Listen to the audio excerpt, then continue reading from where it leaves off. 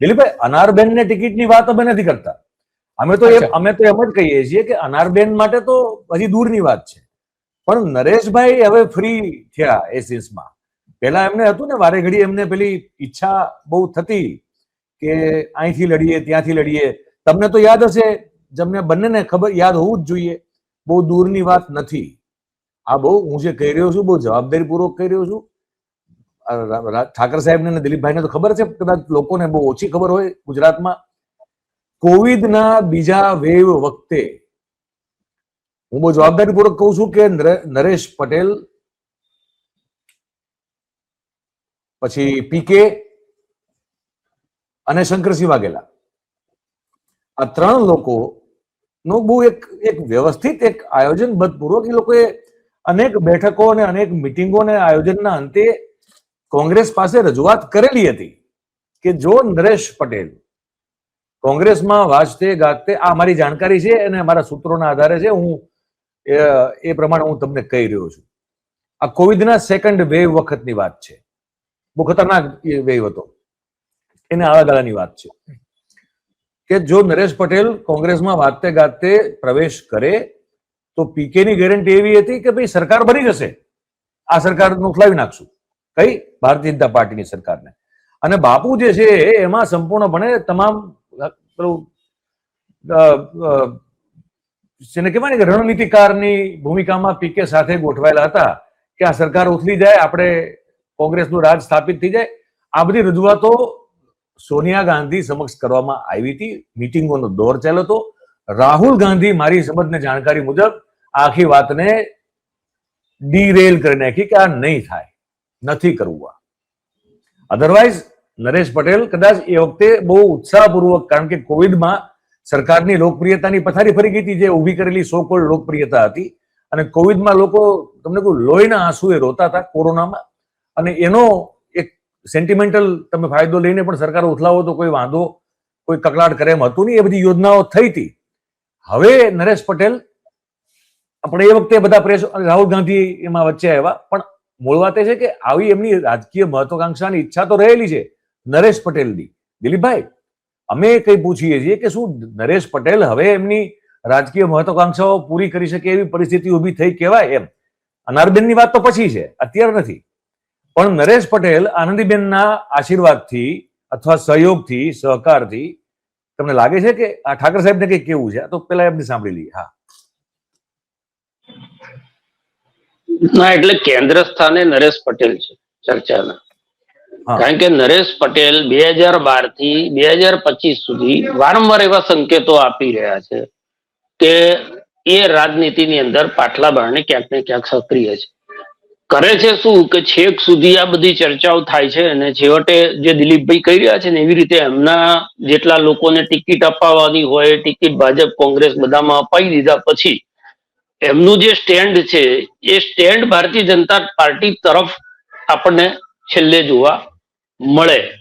અને એટલે આ જે ચર્ચાઓ છે, અને એમાં હાલની પરિસ્થિતિમાં જે છે કે આનંદીબેનને ઉતાર્યા, પેલા કેશુભાઈ પટેલને ઉતાર્યા, પછી આનંદીબેનને ઉતાર્યા, પછી 2 વખત નીતિનભાઈને છેક પોંખવા સુધી નારિયેળામાં હાથમાં આપવા જાય અને પછી બીજાના હાથમાં નારિયેળ પકડાઈ રહી, એવી રીતે નીતિનભાઈનું રાજનીતિક અપમાન થયું.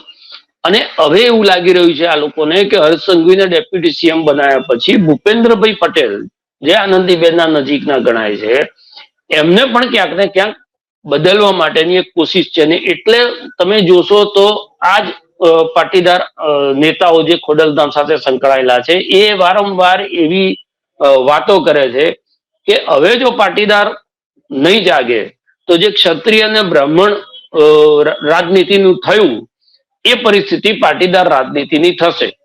પાટીદારો વગર પણ સરકારો બની શકે, પાટીદાર ના હોય એવા મંત્રીમંડળ કે એવા મુખ્યમંત્રી સાથે પણ સરકારો જે છે પરિણામો લાવી શકે. આ એક કોન્ફિડન્સ હવે જે ભારતીય જનતા પાર્ટીમાં ઉભો થઈ રહ્યો છે.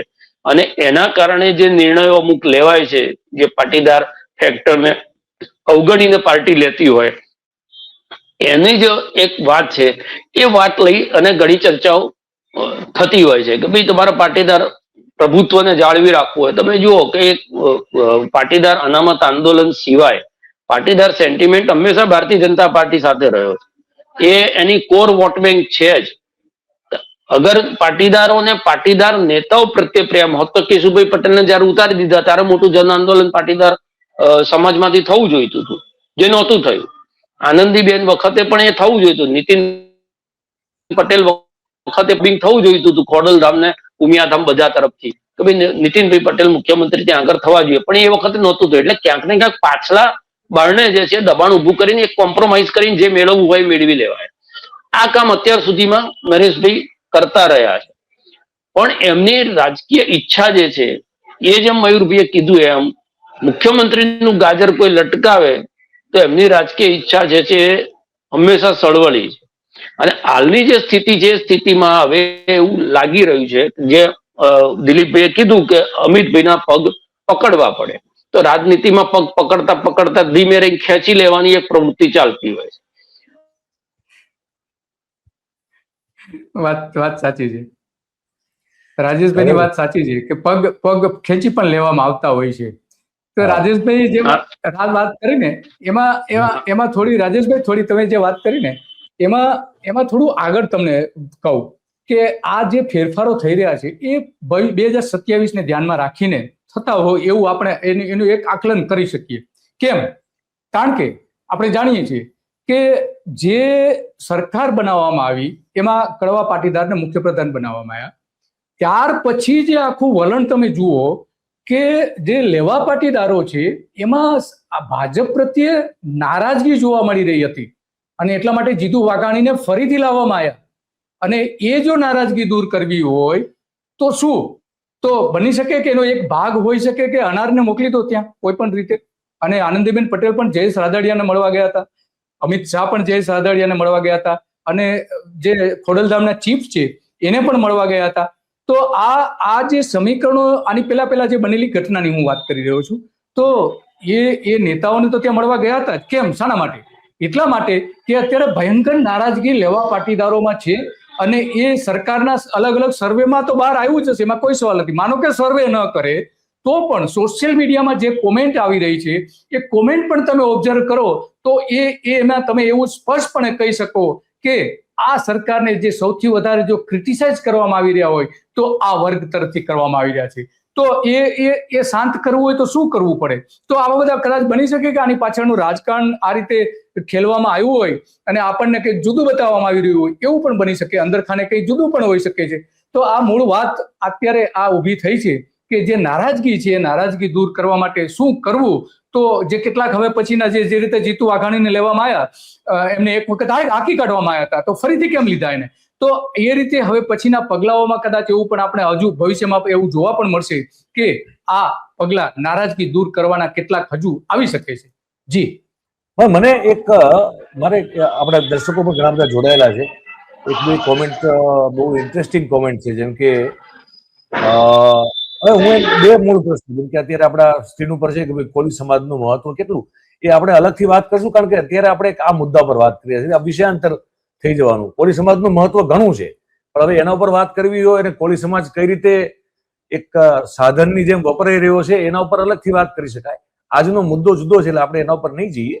પણ તમને પૂછ્યું, તમે કીધું કે ખૂબ મહત્વ ધરાવે છે કોળી સમાજ ગુજરાતના રાજકારણમાં, એમાં કોઈ બે મત નથી.